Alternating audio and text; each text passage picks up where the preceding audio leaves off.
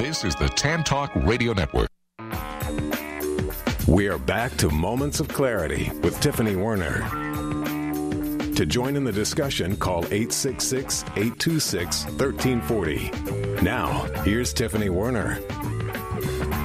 Hi, welcome back. And if you're just tuning in, this is Moments of Clarity. My name is Tiffany Werner. I'm a licensed mental health counselor, and I'm your host. And my special guest today is a local celebrity on... Yeah, quit saying that. I'm not a local celebrity. On Just the radio. Radio show host. Yeah, you're on 5 days a week from 3 to 6 in rush hour on local channels. I'll call you what I want. This is my show. Don't argue with the host. Tell you, I have been invited to do charity events where they call it, like local celebrities. And I'm like, wow, if you're calling me, you must be calling like the C-level local celebrities. Well, how many celebrities do we have locally? Yeah, I don't know. Anyway, who cares? Let me call you what I want. Okay, my call show. me whatever you want. You're right. My show. Can I remind you that tomorrow, though, when you're on my show? Yes. I won't argue with you. So I'm going to call you local celebrity. All right. Just take it as a compliment. I like arguing. It's fun. I like it when people call in and they don't agree with me.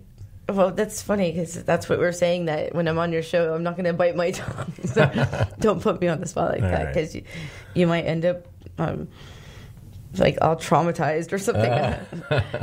It is possible. Anyway, so before we left, we were just talking about how Chris here has had a microphone in his hand and talking about debate since he was, 3 years old? No, maybe not that young, but 6 or 7 for sure. A little guy.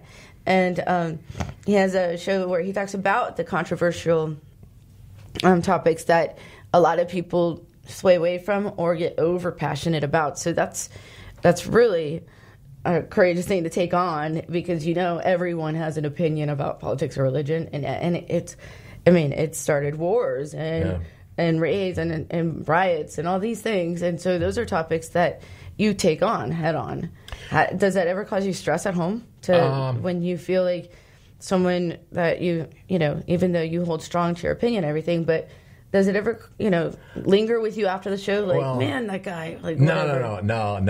I'm good at shutting that off. As soon as my show ends at 6 o'clock, I'm not thinking about the show so much.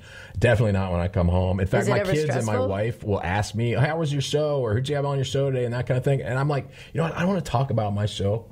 I'm done with that. I'm home now. I want to hang out with you as opposed to talk about my show. I used to have about a 14-hour workday when I was in D.C. I was chief of staff to a Republican member of Congress, and I worked on easily 14 to 16 hours a day. Would come home sometimes at 10 o'clock at night. The phone would ring. It was my father-in-law, and he would want to talk about politics. And he was in Denver, Colorado, so they were 2 hours behind us. Talked about it all I've been the doing day. it all day long. That's how I am when people want to be like talk about health. Problems or anything like that. Like when you go out with your friends for a drink or something, right?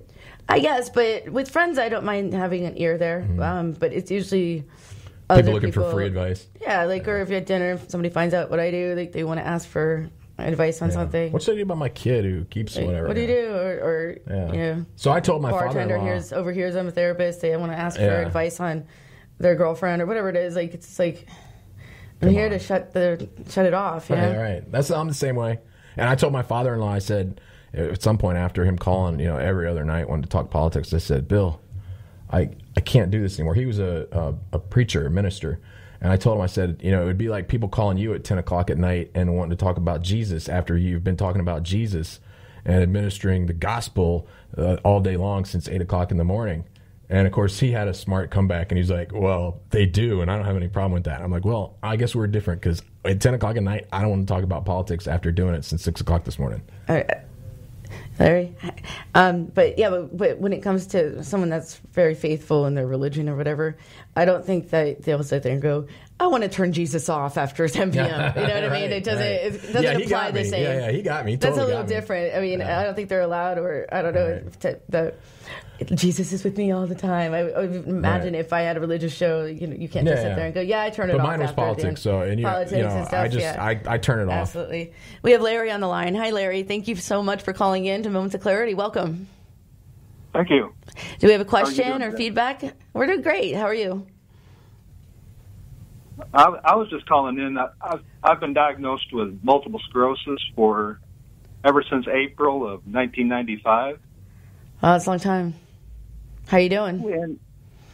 Well, today quite frankly, that's why I'm calling in, because when I was first diagnosed, I was put on medicine. Mm-hmm. And this medicine, when I went to researching it, see, I've always been all about researching every aspect of my life. And so when this came up, I had no other choice but to try to figure it out. And everything the doctors was having me to do wasn't making logical sense to me. Mm-hmm. So the more I studied it, the more I turned away. As a matter of fact, I fired my neurologist over 20 years ago because he would not discuss natural healing to me. His only option were me to be on $1,500 medicine that I had pretty much was forced to take, and it didn't do what they said it was going to do. All it did was make me sick. So I started researching it, and it was an active disease I was giving myself to confuse my immune system. So is this a medical issue, Larry, or how can we help? Just getting the discussion out there of that there is so many natural ways to deal with multiple sclerosis that people aren't even looking at because they're not even. As a matter of fact, I researched it when I was diagnosed and started finding that natural was the way to go. And I tried to discuss it with my neurologist, and that's when they pretty much just started telling me that I couldn't come back to him because I didn't understand what I was talking about. Yet I'd been researching it for so long, they didn't like me talking to them on their level, I guess. Yeah, Larry, that sounds really frustrating. And honestly, it's a topic for a whole nother show. And we can get in touch after the show, okay? It's kind of way off topic with my current guest. If you don't mind, if we can talk after the show and maybe bring it up on another show, because that is a very important topic about getting diagnosed and finding the right help and everything like that. And my heart goes out to you because MS is not easy to live with. But I'm gonna let you go from this show, and we'll keep in touch and find the right time to talk about so we can bring out awareness for sure. Okay. Thank you very much. Thank you so much for calling in, and we'll follow up with this on a different time. Okay. Okay. All right. Thanks. Bye, Larry. Hey, so callers call in 866-826-1340 if it's a topic relative to what we're talking about today. We only have a certain time with our guest here, and he came all the way down and traffic and everything, and we're talking about stress from sticking to your opinion and courage. 866-826-1340, and not only that, facing some really tough topics and on purpose. So I admire you for that. So how do you handle that? How do you handle the stress of that? Because every now and then someone's got to be like completely a jerk and not even respectful on your show too. The great thing about being on the radio, this is a funny story, is you have the cut button, right? So you or your producer have a button that they can press and just cut off a caller really quick. I can control that myself in my studio and just cut a caller off and say, hey, you couldn't be nice like we just were to Larry? I try to be. I try to be nice and respectful to the callers, but if they're a complete jerk, I might cut them off, and I've done that, and I've called them knuckleheads and that kind of thing, and awarded a certain caller that would call in all the time, and he would say the same nonsense all the time, and I finally just said, you're just a knucklehead. But I have that ability to cut them off, but when I came home, or I've come home before, and my wife has said to me, we've been in a disagreement about something, and I'll kind of just try to cut her off, and she'll say, don't treat me like I'm one of your callers on your radio station. You can't just cut me off. And then I'm like, oh, yeah, you got a point there. Exactly. I get that, too. Don't treat me like I'm a client. All right. It's funny. But what do you do to decompress at the end of the day? I like to just come home and chill out a little bit. I might read the paper in the afternoon if I didn't read it in the morning. I'll watch a little bit of the news, talk to my kids. I'm usually driving them around different places, softball practice, volleyball games, acting lessons. I've got 3 girls that are all under 14 and the twins who are 12. And so we're pretty busy in the afternoon. But if I'm not shuttling them around or having to take them somewhere, I'll maybe get a glass of wine and go sit out on the back porch by the pool and just kind of chill out for about 20 minutes. I do need that time, and my wife has finally realized after being married for 20 some odd years that when I come home, I just need about 20 minutes of alone time just to kind of decompress, and then I'm ready to tackle whatever is in front of me at home, whether it's good or bad. But I do need that 20 minutes or so just to kind of get in my own zone. At the end of the day, I like watching mindless television mindless or TV. Listening to a vinyl record and whatever mood I'm in, playing on music or and lighting candles, changing the ambiance of my house. And I ask my kids to just give me some time. Little breathing room.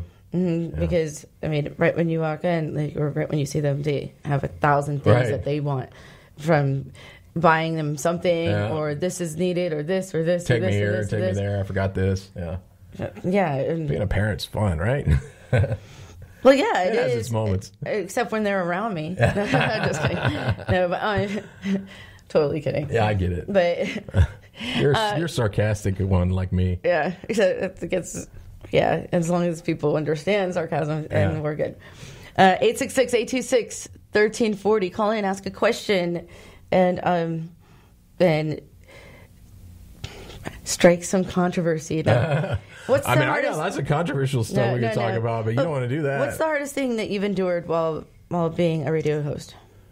Oh gosh, there's just a lot of pressure. I'll tell sometimes you what I go through. And if you tell me first. Yeah, I'd say there's pressure just to keep up fresh material, be interesting, entertaining, and informative. Obviously, ratings and keeping the flow of advertisers coming in. There's a little bit of pressure. I mean, the great company that I work for, they don't put a whole lot of pressure to perform, but I am kind of just a self-achiever. And so I put some of that pressure on myself that maybe I don't have to, but there is an element of that. But at the end of the day, I'm still happy. I love going to my show and doing my job, and I have fun doing it, and I get paid to give my opinion. What better job can you ask for than that? I don't know. Mine. Oh, there you go. Getting paid to give evidentiary. Testimony, like saving people's lives. I don't know. What were you going to say is your toughest thing as a radio host? I don't know. I've run into people where I completely disagree. I think mental health education, raising awareness, and all of us helping professionals should never be competitive. Should never have to compete. We're all here to do the same thing, and the more of us trying to do good in the world, the more we need. One of my mottos is change can only come when we stand together as one. But there's some cyber bullies out there, and some unethical, in that we were saying some people that are fictitiously trying to pretend that they're doing something that and they're not. Yeah, it's frustrating. And they have emotional instability themselves. A lot of people are in denial that they don't need treatment or whatever. So sometimes cyberbullying, stalking, threats. Really, you've had to deal with that? Mm-hmm. Wow. However, I think that it just comes with the territory. Just roll with it. That's why I walk around packing, Don't mess with you. I can still carry. No, I have bear repellent in my back seat. No, I'm just kidding. That's funny. No, or am I? So I don't know. It's also with making sure that I'm giving accurate information. Right. It's not just my opinion. This is evidence based. Based on your training and education and all that, yeah. And that's a really good point. And I have that to deal with as well, but it's not going to affect someone so much like when you do with a client or patient. I, though, have to try to be really careful about making sure that what I'm saying is, if it's not just my opinion, but I'm stating something to back up my opinion, stating a fact about something, trying to make sure that I get it right. And there's nothing worse, whether it's as a radio host or as a television commentator or if you're writing opinion columns, than to get it wrong. Because people know, and they will let you know. And they will let you know in not so gentle, delicate terms. And you feel about this small and you hate it, and then you got to come back and issue a retraction, say, hey, you know what? I was wrong. I stated this fact incorrectly. And, I strive to get it right. And yet I'm human like everybody else, and occasionally you're going to get it wrong. But as someone who's in the media,